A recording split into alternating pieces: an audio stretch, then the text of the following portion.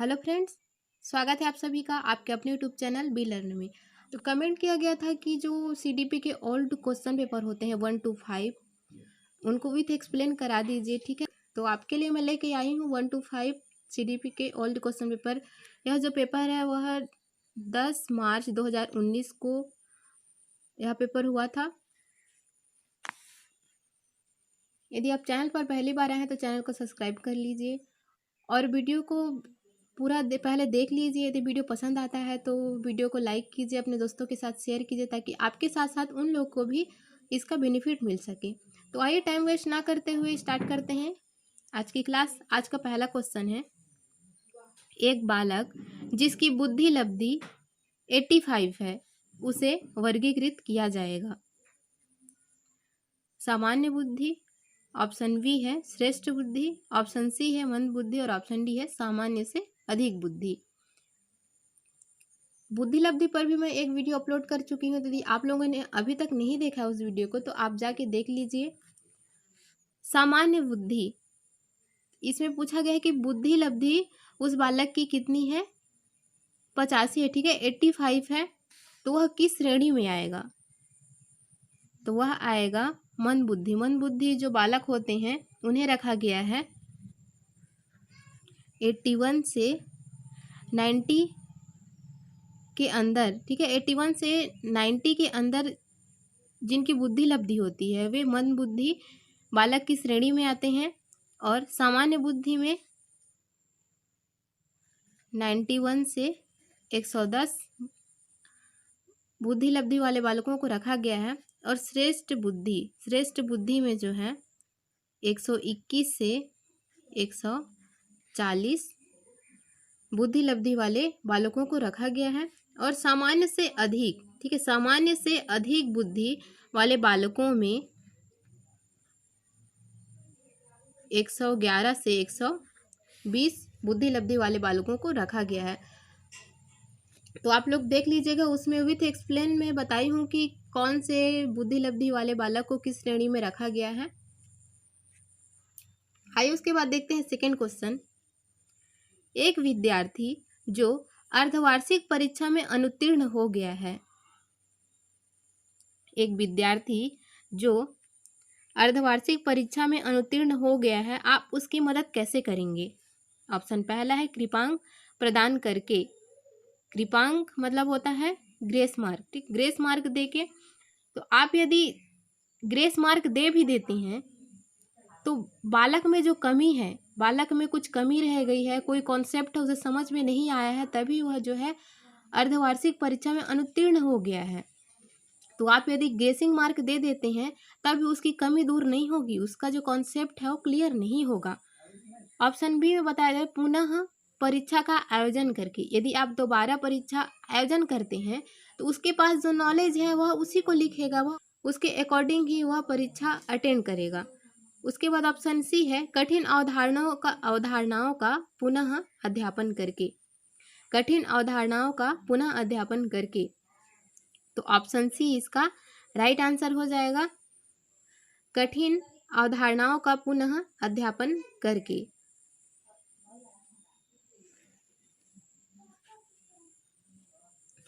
क्योंकि जब बालक को कोई कॉन्सेप्ट है वह समझ में नहीं आया है तभी वह अर्धवार्षिक परीक्षा में अनुत्तीर्ण हो गया है, उसकी सहायता हम कैसे करेंगे? जब उस अवधारणाओं का पुनः जो है पढ़ाएंगे, रीटीचिंग करके जो है हम उस कॉन्सेप्ट को क्लियर करेंगे, तब बच्चा जो है उस कॉन्सेप्ट को समझेगा और उसकी जो कमी है वह दूर होगी और वह स्वयं से ही वह जो है परीक्षा उत्तीर्ण करने के काबिल बन जाएगा। तो आइए देखते हैं तीसरा क्वेश्चन। एक बालक जिसकी शिक्षा की प्राप्तियां उस स्तर से कम है जिसके वो योग्य है उसे हम खाली स्थान कह सकते हैं। एक बालक है जिसकी शिक्षा की प्राप्तियां उस स्तर से कम है जिसके वो योग्य है उसे हम कह सकते हैं प्रतिभाशाली बालक। तो प्रतिभाशाली बालक तो बोला होगा ही नहीं, क्योंकि प्रतिभाशाली जो बालक होते हैं उनकी बुद्धि लब्धि बहुत अधिक होती है और वे शिक्षा के क्षेत्र में भी पिछड़े हुए नहीं होते, वह हर क्षेत्र में जो है आगे होते हैं। दूसरा है पिछड़ा बालक। तो हमेशा याद रखिए कि शिक्षा के क्षेत्र में जो बालक पिछड़ जाता है उसे पिछड़ा बालक की श्रेणी में रखा जाता है। तो इसका राइट आंसर हो जाएगा पिछड़ा बालक। चाहे वह रीजन हो सकता है, पिछड़े बालक के जो रीजन हो सकते हैं, ठीक है। रीजन इसमें क्या क्या हो सकता है कि बालक में जो है अरुचि होगा, या फिर पिछड़ापन होगा, या फिर आत्मविश्वास की कमी होगी। तो हम उसको मोटिवेट करके, उसके कॉन्फिडेंस लेवल को हाई करके, उसके कॉन्फिडेंस लेवल को डेवलप करके जो है हम उसे सामान्य बालक की श्रेणी में ला सकते हैं। अपराधी बालक वे बालक होते हैं जो अपने व्यवहार के सामाजिक स्तर से बहुत अलग हो जाते हैं, बाल अपराधी कहलाते हैं। और विकलांग बालक में यदि शारीरिक कमी, या फिर जैसे कि आप अंधे हैं, बहरे हैं, गूंगे हैं, तो इस प्रकार के जो बालक होते हैं वो विकलांग बालक की श्रेणी में आते हैं। तो इसका राइट आंसर हो जाएगा पिछड़ा बालक। आइए देखते हैं नेक्स्ट क्वेश्चन। मानसिक विकास के पक्ष हैं।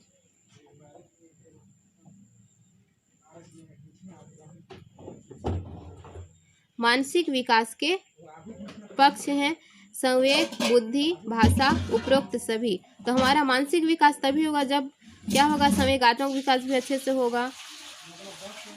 यदि हमें बुद्धि है तो इसका मतलब है कि हमारा मानसिक विकास हो गया। भाषा, तो ये तीनों हो जाएंगे। इसका राइट आंसर हो जाएगा ऑप्शन डी, उपरोक्त सभी। आइए देखते हैं नेक्स्ट क्वेश्चन। यदि बालक में अधिगम अक्षमता का संबंध संवेदन तथा गामक तंत्र में आए दोष से है तो किस प्रोग्राम का प्रयोग किया जाता है? ऑप्शन ए है विटमेर का psycho educational program, option B है pragmatic general diagnostic remedial approach, और ऑप्शन सी है Strauss Lehtinen Cruickshank's perceptual motor program. Option D है कोई भी नहीं। तो इसका राइट आंसर हो जाएगा ऑप्शन सी। इसको तो आपको याद करना पड़ेगा। आइए देखते हैं नेक्स्ट क्वेश्चन। 5 वर्ष का बच्चा पहली बार चिड़ियाघर में ऊंट को देखकर कहता है घोड़ा। यह उदाहरण संज्ञानात्मक योजना में किस सुधार की प्रक्रिया को प्रदर्शित करता है? ऑप्शन ए है समावेशीकरण, ऑप्शन बी है समायोजन, ऑप्शन सी है संरक्षण, और ऑप्शन डी है क्रमिकता। एक 5 वर्ष का बच्चा पहली बार चिड़ियाघर जाता है और ऊंट को देखकर कहता है घोड़ा। यह होगा समावेशीकरण। समावेशीकरण एक ऐसी प्रक्रिया है जिसमें बालक पूर्व ज्ञान का नए ज्ञान के साथ समावेश करता है, आत्मसात करता है। बालक को घोड़े के बारे में पता रहता है, लेकिन जब पहली बार वह चिड़ियाघर जाता है तो ऊंट के भी 4 पैर होते हैं, घोड़े के भी 4 पैर होते हैं। ऊंट की भी एक पूंछ होती है और घोड़े की भी एक पूंछ होती है। तो वह उन दोनों में अंतर नहीं कर पाता है, वह ऊंट को भी घोड़ा समझने लगता है। तो इसका राइट आंसर हो जाएगा समावेशीकरण। वह समावेश करता है दोनों में। मैं एक वीडियो अपलोड कर चुकी हूँ, जीन पियाजे की थ्योरी से रिलेटेड है यह। उसमें अनुकूलन, समायोजन, संरक्षण, मानसिक संक्रिया, संज्ञानात्मक संरचना, स्कीमा से हमेशा क्वेश्चन बनते हैं। तो उस वीडियो को भी आप लोग देख लीजिएगा। आइए देखते हैं नेक्स्ट क्वेश्चन। बालकों की अभिवृद्धि एवं विकास में अभिवृद्धि शब्द बालकों के व्यक्तित्व के किस पक्ष से संबंधित है? मानसिक, शारीरिक, चारित्रिक, संवेगात्मक। तो जब भी विकास बोला जाएगा तो वह मानसिक पक्ष होगा, और जब अभिवृद्धि बोला जाएगा तो वह शारीरिक विकास से संबंधित होगा। तो अभिवृद्धि शब्द है, इसलिए इसका राइट आंसर हो जाएगा शारीरिक। आइए देखते हैं नेक्स्ट क्वेश्चन। एनसीएफ 2005 के अनुसार शिक्षक की भूमिका होनी चाहिए अनुज्ञात्मक, प्रामाणिक, सरल, उपरोक्त में से कोई नहीं। तो व्यापम के द्वारा जिसका राइट आंसर दिया गया था वो है प्रामाणिक। आइए देखते हैं नेक्स्ट क्वेश्चन। बाल्यावस्था में व्यक्तित्व होता है अंतर्मुखी, बहिर्मुखी, उभयमुखी, या फिर उपरोक्त सभी। तो बाल्यावस्था में जो बच्चे होते हैं बहुत जिज्ञासु प्रवृत्ति के होते हैं।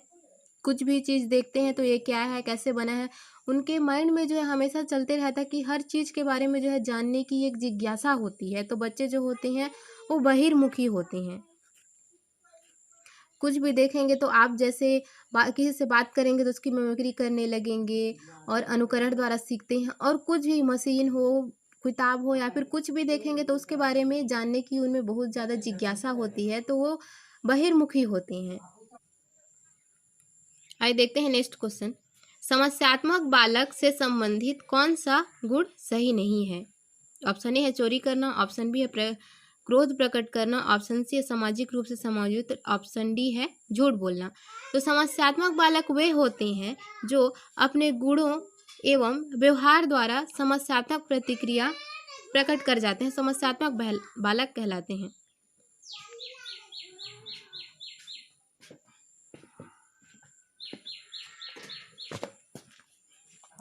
आइए देखते हैं नेक्स्ट क्वेश्चन। समस्यात्मक बालक से संबंधित कौन सा गुण सही नहीं है?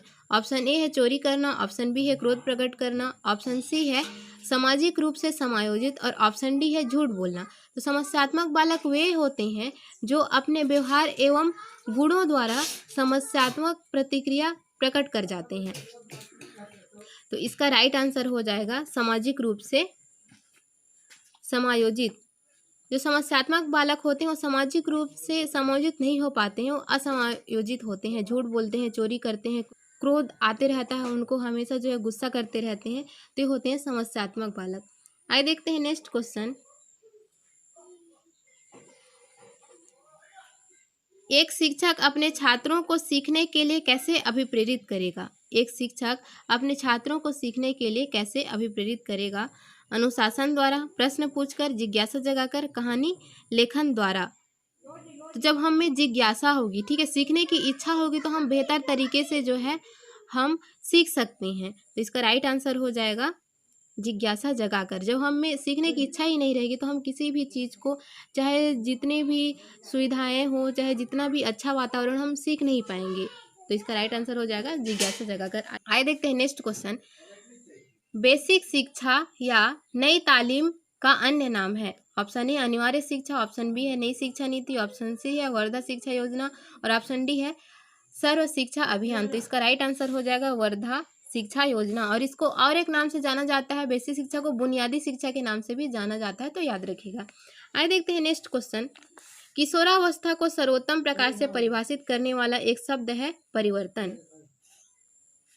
यह परिवर्तन शारीरिक, सामाजिक एवं मनोवैज्ञानिक है। यह कथन है विगी एवं हंट का। तो इसको तो आपको याद करना पड़ेगा। आइए देखते हैं नेक्स्ट क्वेश्चन। एक नवजात अपनी माता के स्पर्श की प्रतिक्रिया में मुस्कुराता है। यह निम्न में से किस प्रतिक्रिया का उदाहरण है? ऑप्शन ए है संज्ञानात्मक, ऑप्शन बी है जैविक, ऑप्शन सी है सामाजिक संवेगात्मक और ऑप्शन डी है विश्लेषणात्मक। तो इसका राइट आंसर हो जाएगा सामाजिक संवेगात्मक। आइए देखते हैं नेक्स्ट क्वेश्चन। निम्नलिखित में से कौन सा कथन शिक्षक की भूमिका के संबंध में सही है? ऑप्शन पहला है शिक्षक को समालोचनात्मक होना चाहिए, जो कि गलत है। ऑप्शन दूसरा है शिक्षक को अच्छे विद्यार्थियों का पक्ष लेना चाहिए। यदि शिक्षक ओनली अच्छे विद्यार्थियों का पक्ष लेने लगे तो जो अच्छे विद्यार्थी नहीं हैं, ठीक है, उनमें जो है एक हीनता वाली भावना विकसित हो जाएगी और वे जो है कुछ अच्छा करने का नहीं सोचेंगे। तो हम उन बालकों को जो है हम मोटिवेट करके, हम पुनर्बलन कौशल का प्रयोग करके जो है उनको मोटिवेट कर सकते हैं और उन्हें पढ़ने के लिए और सीखने के लिए उत्प्रेरित कर सकते हैं। तो इस प्रकार ऑप्शन बी भी हमारा जो है रॉन्ग हो जाएगा। ऑप्शन सी देखते हैं, शिक्षक का विद्यार्थियों के प्रति मित्रवत दृष्टिकोण होना चाहिए। और ऑप्शन डी है शिक्षक को विद्यार्थियों से दूरी बनाकर रखना चाहिए। तो यह भी जो है गलत हो जाएगा। तो हमारा ऑप्शन सी बच गया, ऑप्शन सी सही हो जाएगा। शिक्षक का विद्यार्थियों के प्रति मित्रवत दृष्टिकोण होना चाहिए, क्योंकि हम जो है अपने मित्र के सामने जो है हम अपनी भावनाओं को अच्छे से व्यक्त कर सकते हैं, हम अपनी समस्या को भी बता सकते हैं और उनके सुझाव को भी जो है हम मानते हैं। तो इस प्रकार जो है एक शिक्षक को विद्यार्थियों के प्रति मित्रवत दृष्टिकोण रखना चाहिए, जिससे बालक अपनी समस्याओं को बता सकें और शिक्षक उन समस्याओं का निवारण कर सकें। तो यदि वीडियो पसंद आया हो तो वीडियो को लाइक कीजिए और इस तरह के और वीडियो देखने के लिए चैनल को सब्सक्राइब कर लीजिए। मिलते हैं नेक्स्ट वीडियो में, अपना ख्याल रखिएगा। Thank you so much for watching this video.